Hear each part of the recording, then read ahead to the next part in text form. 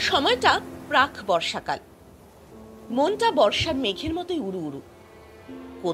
কোথা যাই দেখিবার তরে ভাবতে ভাবতেই ঠিক করলাম সমুদ্র দেখতে যাব। দীঘা, পুরী কিংবা হালের বাগদা, দুবলাগাদি, লাল কাঁকড়া বীচ তো অনেক হলো। একটু নতুন কিছু চাই। যেমন ভাবা তেমন কাজ। আমরা পৌঁছে গেলাম এক নির্জন অচেনা সমুদ্র সৈকতে, যেখানে সারাদিন ধরে চলে ট্রলারের আনাগোনা ও লাল কাঁকড়ার ছুটোছুটি, যেখানে থাকার ব্যবস্থা রয়েছে প্রকৃতির মাঝে। খাবারে রয়েছে চিংড়ি, কাঁকড়া সহ নানাবিধ মাছের সমারোহ। তবে আর দেরি কেন, ভিডিওটা পুরোটা দেখুন আর ব্যাগ গুছিয়ে বেরিয়ে পড়ুন নতুনের আহ্বানে। সুপ্রভাত বন্ধুরা, ট্যুর প্ল্যানার ব্লগের নতুন একটা ভিডিওতে আপনাদের স্বাগত। আমরা এখন রয়েছি সাঁতরাগাছি জাংশনে।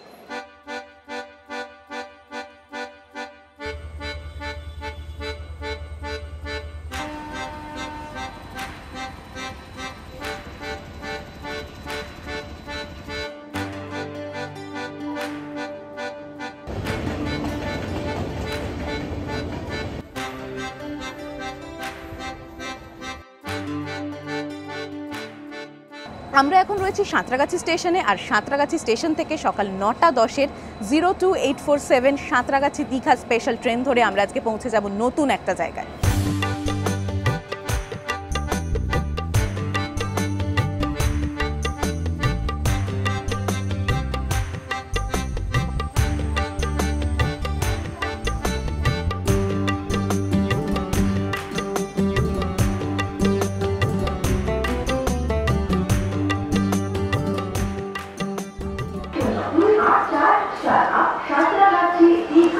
শুনতেই পাচ্ছেন অ্যানাউন্সমেন্টটা, 02847 সাঁতরাগাছি দীঘা স্পেশাল এসে পৌঁছে গেছে 2 নম্বর প্ল্যাটফর্মে। আর আমাদের সিট রয়েছে D6-এ।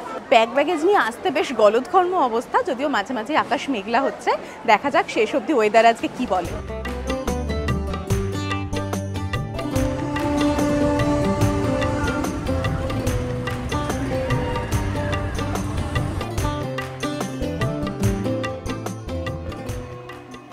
প্রসঙ্গত বলি, কোনার দিক থেকে সাঁতরাগাছির প্ল্যাটফর্মগুলোয় আসার জন্য কিন্তু কোনো এসক্যালেটর বা লিফট নেই। তাই সাথে বয়স্ক মানুষ থাকলে হাতে সময় নিয়ে আসবেন।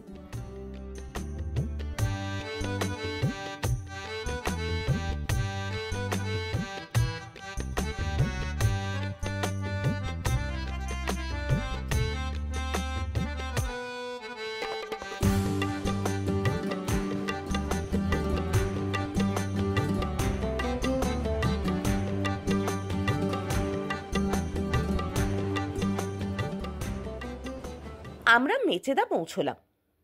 ভোগপুরের পর থেকে দীঘাগামী ট্রেনের লাইন খড়গপুর মেল লাইন থেকে পৃথক হয়েছে।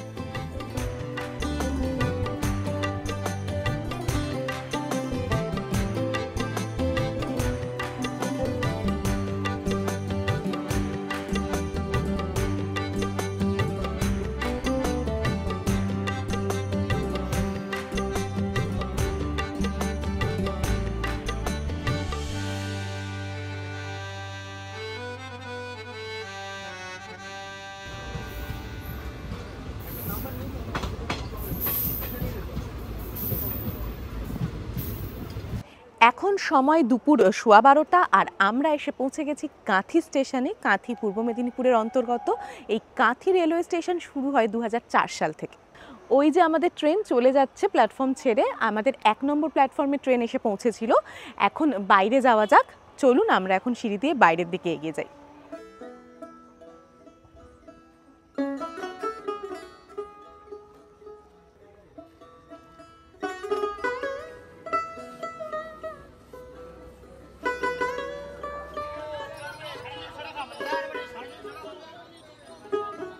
স্টেশনের বাইরে প্রচুর টোটো, অটো গাড়ি অ্যাভেলেবেল। তো আপনাদের যেরকম যেটা মনে হয় সেটা আপনারা দরদাম করে নিয়ে নিতে পারেন।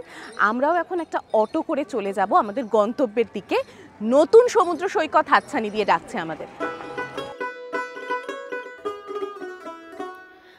আপনারা বাসে আসতে চাইলে দীঘাগামী বাস ধরে আসতে পারেন কাঁথির রূপশ্রী বাইপাস। সেখান থেকে একটা গাড়ি বা অটো বুক করতে হবে। কাঁথি সেন্ট্রাল বাস স্ট্যান্ড থেকে অটো বা গাড়ি পাওয়া যায়।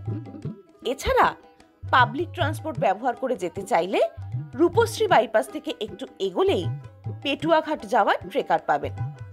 এই ট্রেকার ধরে আসতে হবে দরিয়াপুর। ভাড়া পড়বে 30 টাকা। সেখান থেকে টোটো পাবেন।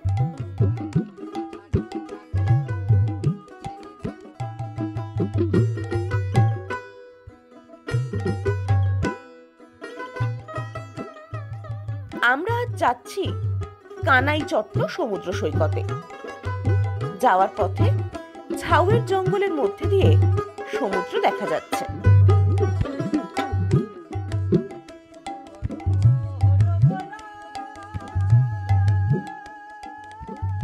অটো আমাদের ছেড়ে দিয়ে গেল নেচার স্টে কানাইচট্ট বিচ ক্যাম্পের সামনে।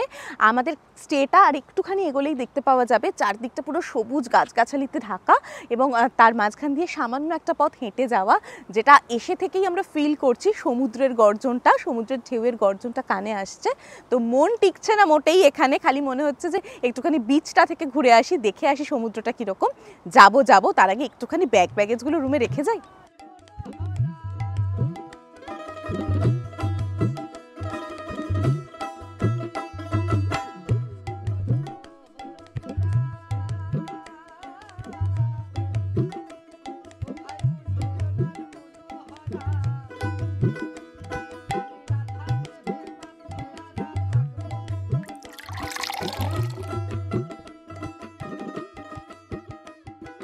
ট্রেন জার্নি করে এলাম তো একটু টায়ার্ড লাগছে থেকেও একটু হিউমিড ওয়েদার বলে গরম লাগছে।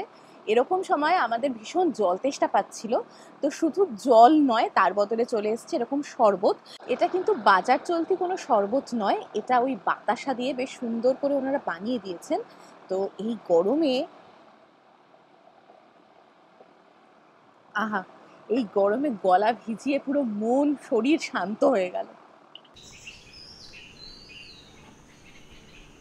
এই হচ্ছে আমাদের নেচার স্টে, এবং এই টেন্টটা আমাদের জন্য আজকে বরাদ্দ।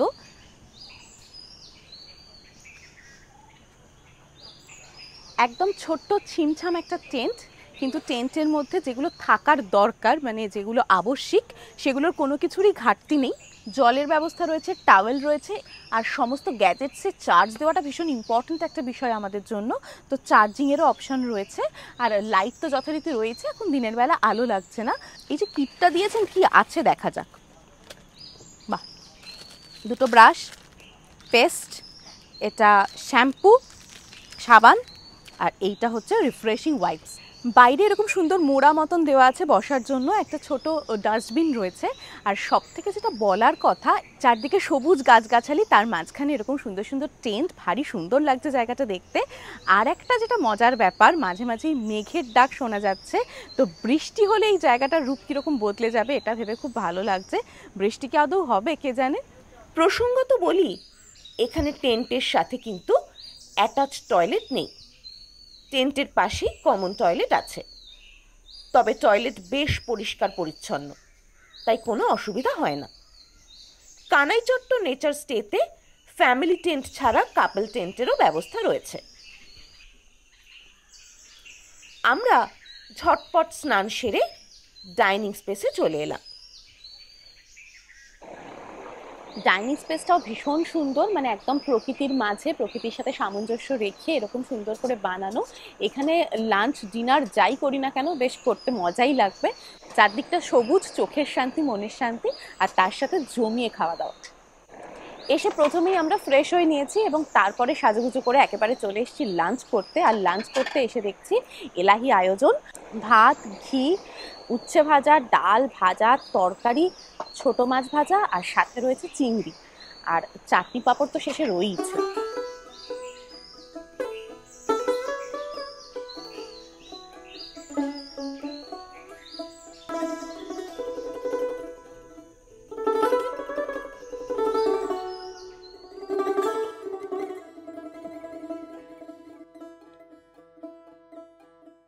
আমরা এখন যাচ্ছি বিচের দিকে। এটা একটা মেঠো পথ আর বাইরে ফুরফুরে হাওয়া দিচ্ছে, মেঘ জমেছে আকাশে।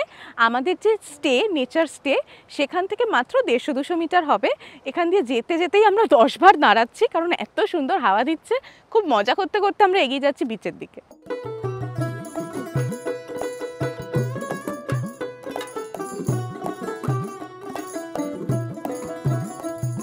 পেছনেই সমুদ্র দেখা যাচ্ছে, সমুদ্র এখন একদম কাছে আর ট্রলারটা যাচ্ছে, ঢেউটা আছড়ে পড়ছে, ভীষণ মজা লাগছে আমাদের। তাড়াতাড়ি যাই, ওই দেখুন আরো একটা ট্রলার যাচ্ছে, মানে দুটো ট্রলার, আর সামনেই একদম সমুদ্র।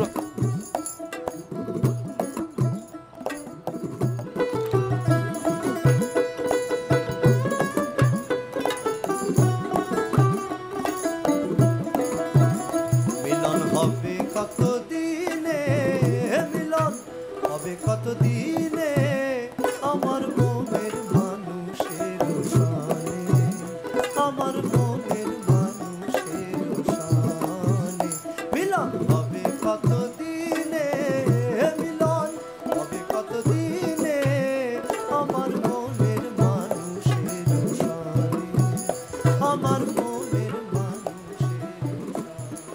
আমরা মানে ট্যুর প্ল্যানার ব্লগ এখন রয়েছে কানাইচট্ট সি বিচে। কানাইচট্ট সি বিচ, হ্যাঁ নামটা একদম ঠিক শুনছেন, একদম নতুন একটা নাম, নতুন একটা সি বিচ, এবং আমরা ট্যুর প্ল্যানার ব্লগ পৌঁছে গেছি সেখানে।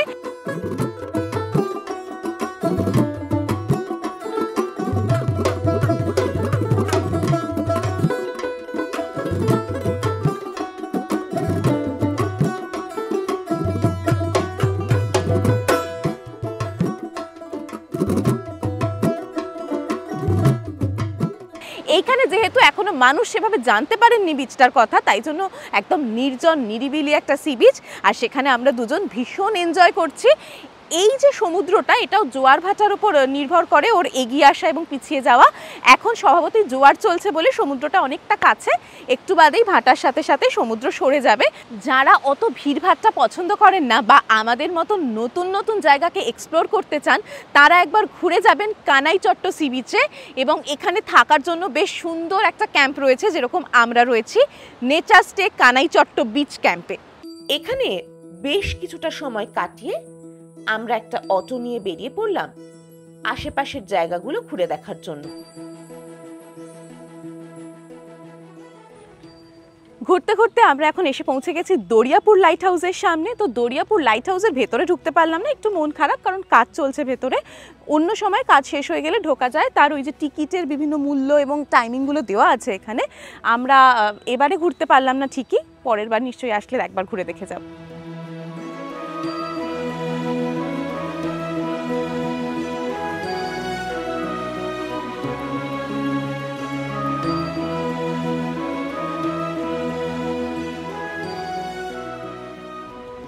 আমরা এখন এসে পৌঁছে গেছি পেটুয়া ঘাটে, এবং ওই যে পিছনে ভেসেল দাঁড়িয়ে রয়েছে, ওই ভেসেলে করে আমরা এখন যাব হিজলি শরীফের দিকে।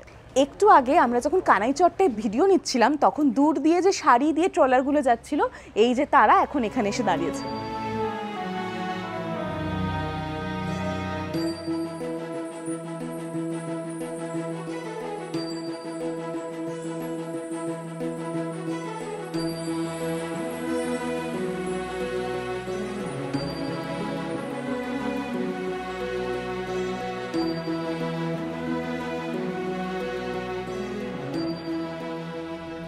পেটুয়াঘাট থেকে আমরা তো এখন এসে পৌঁছে গেছি হিজলি শরীফ। ওই জার্নিটা মাত্র 5 মিনিটের ছিল, 8 টাকা করে ভাড়া। তো সেই সব করে আমরা যখন এসে পৌঁছলাম হিজলি শরীফ, হিজলি শরীফে তো ঘুরে দেখাই যায়, কিন্তু আমরা যেটা এখন বেছে নিয়েছি সেটা হচ্ছে নৌকো বিহার। একটা ছোট্ট করে 30 মিনিটের নৌকো বিহার আমরা করব। ওরে ওরে ওরে ওরে সুন্দরীরা নাওয়ের মাঝি, কোন দিনে সারি বাড়ি নাও আমি যেন জানি মাঝি রে।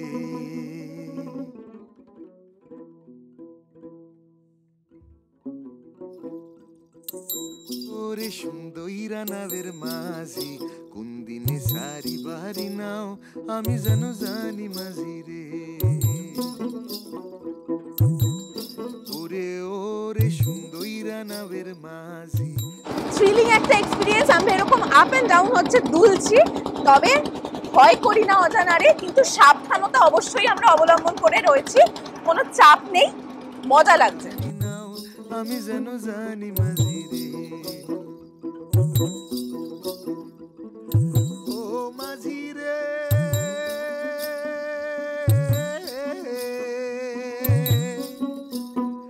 মাঝি রে,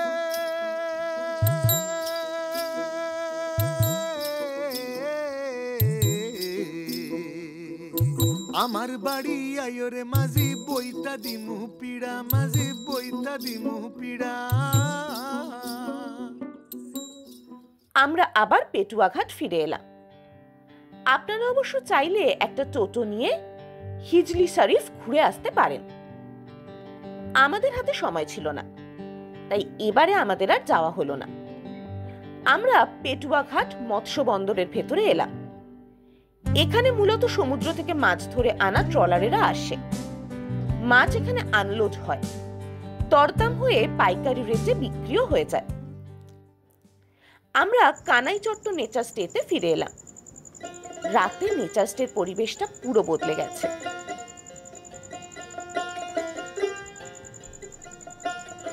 আমরা আমাদের ক্যাম্পে ফিরে আসতেই দেখলাম সন্ধ্যের স্ন্যাক্স এসে হাজির। মুড়ি চানাচুর, সঙ্গে গরম গরম মুচমুচে চপ, আর সাথে চা। গরম চায়ের কাপে চুমুক দিতে দিতে আর সাথে মুড়ি তেলে ভাজাতে আমাদের এখানে আড্ডাটা একেবারে জমে উঠেছে। বাইরে হয়েছে ক্যাম্প ফায়ারের আয়োজন, আগুন জ্বলছে। আগুনের পাশে এরকম বসার জায়গায় আপাতত আমি একাই বসে আছি, আর কেউ নেই এখানে। সবাই একসাথে জড়ো হলে নাচে গানে আড্ডায় বেশ জমে যাবে এই ক্যাম্প ফায়ারের আয়োজন। এখন আমি এখানে বসে যেটা দেখতে পাচ্ছি, আকাশে বিদ্যুতের ঝলকানি, সুতরাং একটু বাদেই বৃষ্টি আসতে পারে, তখন তো এই ক্যাম্প ফায়ারের আগুন নিভে যাবে। তাই আমি তড়িঘড়ি চলে এসেছি এইখানটায়। আর তার সাথে যেটা চলছে, জোর কদমে বারবিকিউ চিকেনের প্রস্তুতি।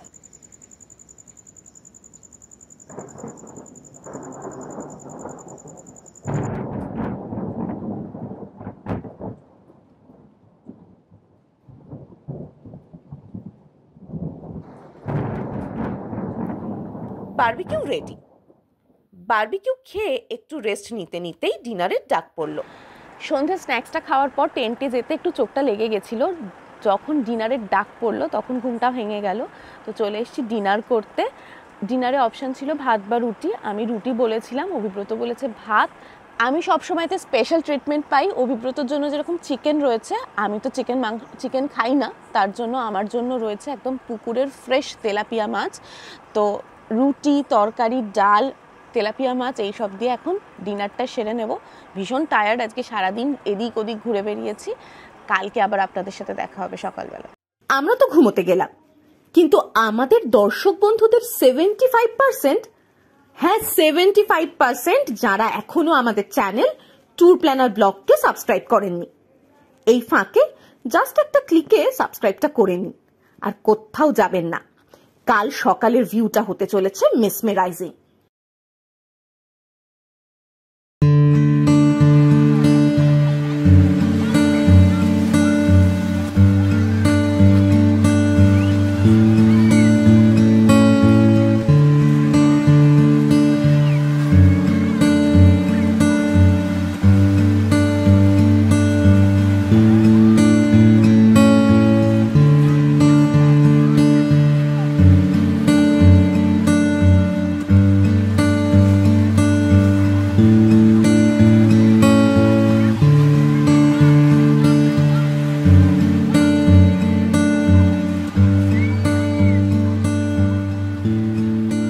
আমরা এখন রয়েছি ম্যানগ্রোভের জঙ্গলের মাঝখানে। এখন যেহেতু জল কমে গেছে, তাই জন্য ম্যানগ্রোভের যে শ্বাসমূলগুলো সেগুলো জলের ওপর জেগে উঠেছে।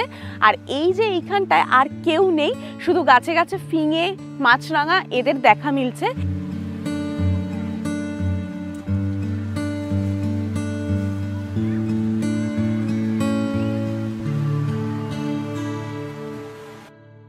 একটা রিল্যাক্সিং উইকেন্ড, নিজেদের মতন করে সময় কাটানো, সমুদ্রের ধারে একটা রাত কাটানো, সেসব তো হয়ে গেছে। তাই জন্য এখন আমরা সকালবেলা স্নান করে একদম রেডি হয়ে গেছি, একটু এদিক ওদিক ঘুরবো।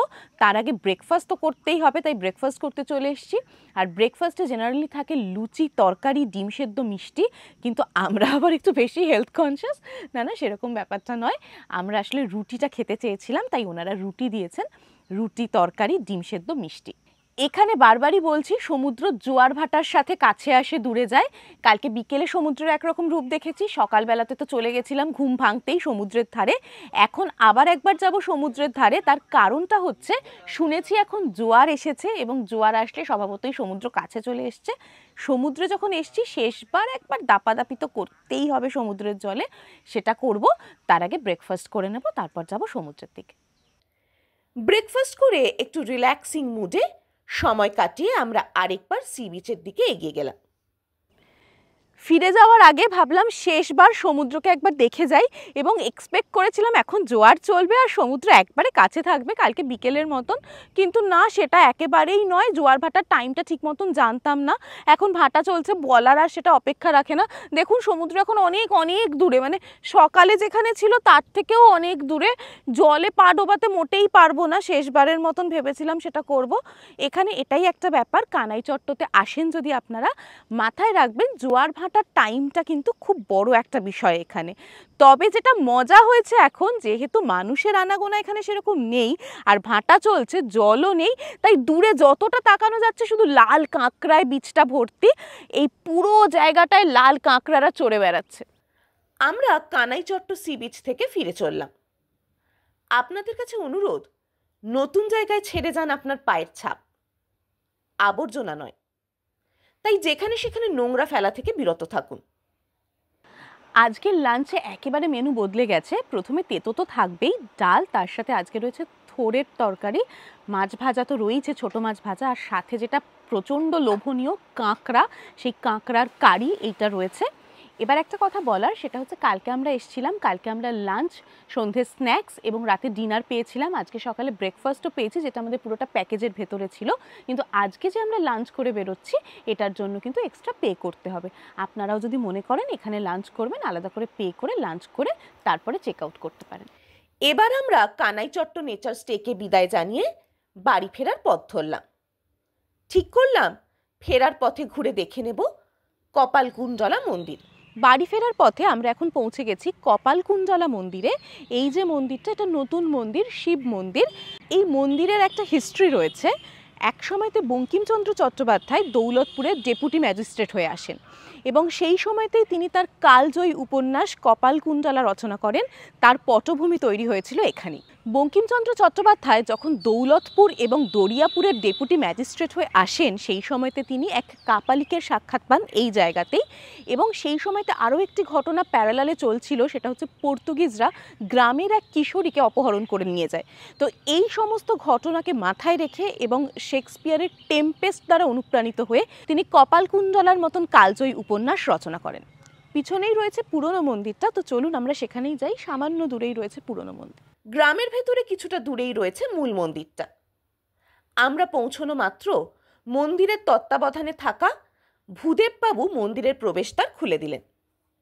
যদিও বর্তমানে মন্দিরটি রেনোভেশনের কাজ চলছে, তবুও মন্দিরের প্রতিটা ইট কাঠ পুরনো দিনের স্মৃতি বহন করে চলেছে। ঠিক যেমনভাবে ভূদেববাবু তার স্মৃতি রোমন্থন করে চলেছেন আমাদের মতো ট্যুরিস্টদের কাছে। তিনি এইখানে লিখেছিলেন, মন্দিরটা আছে পুরো নদীর পাশে। নদী কিন্তু এখান থেকে অনেক দূরে চলে গেছে, এখানে কোনো ঘর বাড়ি ছিল না। এই জায়গাটা বেশ ভালো লাগলো। আপনারাও যদি ঘুরতে আসেন তাহলে এখানটা একবার ঘুরে যাবেন। আমাদের এবারের ট্রিপ মোটামুটি শেষ, আমরাও বেরিয়ে যাচ্ছি। তো লাস্ট আমাদের কপালকুণ্ডলা মন্দির দেখার ছিল, দেখা হয়ে গেছে, এবার একেবারে বাড়ি। আমরা কাঁথি সেন্ট্রাল বাস স্ট্যান্ড পৌঁছে সেখান থেকে বাস ধরে বাড়ি ফিরে চললাম। আপনাদের সাথে দেখা হবে পরের পর্বে নতুন এক ভিডিওতে। সঙ্গে থাকুন, দেখতে থাকুন ট্যুর প্ল্যানার ব্লগ।